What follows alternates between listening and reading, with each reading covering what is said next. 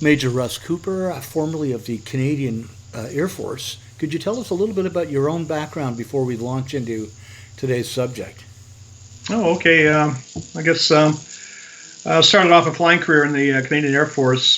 Flew basically predominantly fighters. I flew CF-104s and starfighters and CF-18s. A little bit of combat experience in the first Persian Gulf War as deputy commander of the squadron that participated in the combat. Retired from the military after 27 years, went into commercial flying. Wound up, flew for Air Canada, did worldwide operations Air Canada, also did some security work for them on the heels of 9/11. You can understand Air Canada was quite concerned at the time with the terrorist threat that they suddenly found themselves within. Subsequent to that, retired from Air Canada in 2011. Went into private business as a engineering test pilot.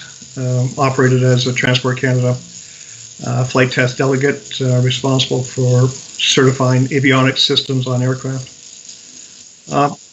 And then moved into what I'm basically retired from those engineering duties, and now I've moved into civil rights issues, and was part of a small group that formed Canadian Citizens for Charter Rights and Freedoms, C3RF. And yeah, I know that in the past you have looked at the diminishing freedom of speech that the Trudeau government has ushered in, but today we're here to talk about an extraordinary event. I mean, really unusual even by liberal government standards, or even by Trudeau standards. A piece of fiat, I'm not going to call it legislation, it was more like just a fiat edict, where I think over 15 different types of guns were suddenly made illegal with no act of parliament. There's no legislative process. It was just a declaration. And it's difficult for me to even wrap my head around it because it is so, I guess I'm going to say illegal, but I'm going to leave it to you to explain it better, if you would. Thank you. Okay, well, I agree with you totally, Vlad. It's a real sleight of hand what they've done here. They've taken the Order in Council mechanism and used it to, as you say, declare a fiat with regards to the designation of, I think it's over 1,500 weapons. They've moved them basically from a restricted classification into a prohibited classification, which means that no one can own them in Canada unless you have special privileges or rights. You're in the military, police, or whatever. And it is a fiat because the purpose of an Order in Council really is to effect regulatory additions or changes or modifications to current acts of Parliament. The act that is in play here is a Firearms Act, Canadian Firearms Act of 1995. And what they've done is they've basically, rather than make regulatory changes, what they've done is they've changed the intent of the act, which is supposed to be something that Parliament does through the cut and thrust of debate by virtue of our elected representatives. So there has been no debate. We've had no representation in this matter. They've changed the intent of an act, basically. And the act basically sees prohibited weaponry as weaponry that is automatic in nature. That means one trigger pull, you get a burst of multiple rounds instead of just one round coming out the spout.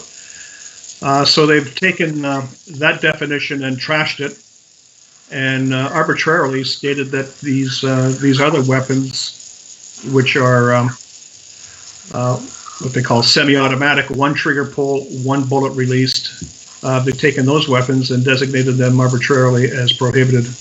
So it is a fiat. My interest is from a charter rights perspective, and the way I see this is it is a direct attack on our charter rights. We have our charter right number in Section 3. We have a voting right.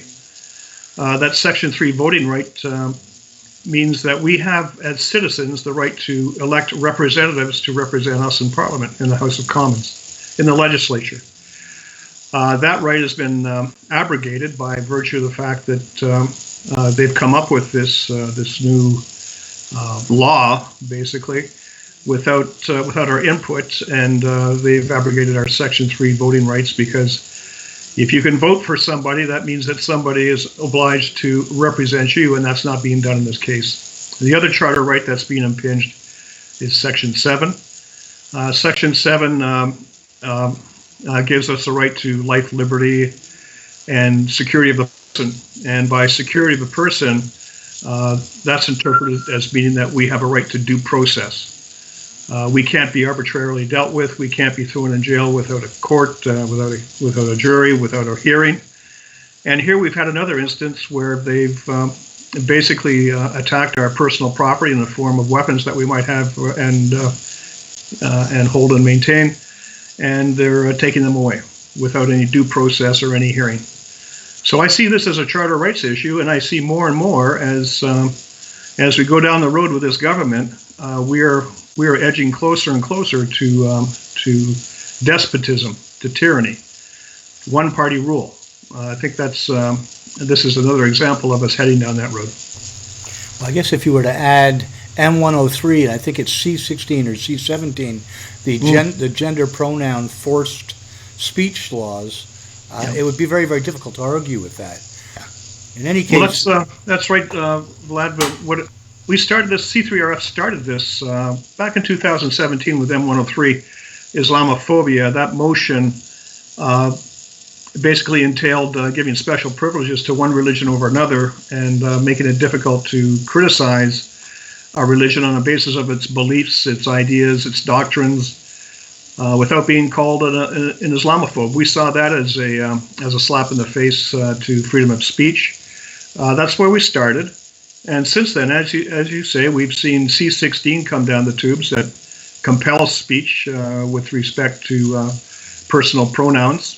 If a person wants to be called a rock, a unicorn, or whatever, then you're obliged by law to comply in Canada and use the appropriate pronoun. It's moved on from there to we've had the summer jobs grants attestation initiative. Remember, you couldn't get grant money from the government for summer jobs if you didn't attest to certain values that the government thought were important. Values like abortion on demand, basically non-traditional values that many religious organizations couldn't sign up to, and therefore couldn't get the money. We've seen other initiatives, the digital charter, which came into being shortly after the Christchurch massacre, and with the election in 2019, it put severe penalties in place for social media platforms that don't comply with calling their sites for misinformation and disinformation, which, by the way, of course, is the definition of which is controlled by the government. So over and over again, almost on a weekly basis now, we're seeing initiatives that are coming out of this government that are setting us on the road to tyranny.